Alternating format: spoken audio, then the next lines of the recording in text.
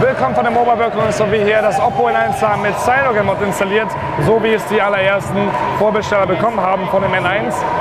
Wie ihr das Oppo N1 schon kennt, haben wir hier eine Kamera, die wir einfach umdrehen können mit zwei LEDs, um die perfekte Bildqualität zu bekommen, wie wir sie auch schon vom Find 5 gewohnt sind. Also wir können tatsächlich einfach die Kamera umdrehen und schon sollte die Kamera-App starten, aber das können wir natürlich customizen und wir können auch einfach hier die Kamera-App starten und dann seht ihr hier auch schon den Julian, wie er gerade filmt, und mich. Mit der 13-Megapixel-Kamera können wir natürlich ideale Selfies hier schießen.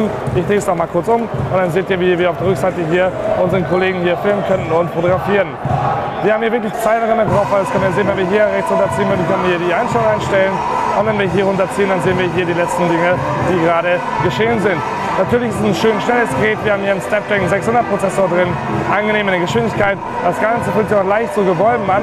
Das Display nach vorne, also von der Haptik her auch sehr gut, aber ein sehr schweres Gerät mit auch NFC drin, großen Akku, Micro-USB, Kopfhöreranschluss, Lautsprecher, seitlich Lautstärkeregler, An- und Ausschalter. Oben natürlich nichts, weil hier ist die Kamera. Und auf der anderen Seite haben wir noch den SIM-Karten-Slot, aber kein Micro-SD.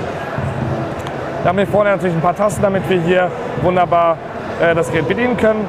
Und wenn wir in den Browser gehen, sehen wir hier auch die wunderschöne Google-Tastatur, die wir natürlich lieben und zu schätzen gelernt haben, wo wir natürlich auch die Performance ein bisschen mal sehen können, weil das sich hier tatsächlich relativ schnell auch dreht. Swipe ist gerade aus, aber das können wir natürlich auch noch benutzen.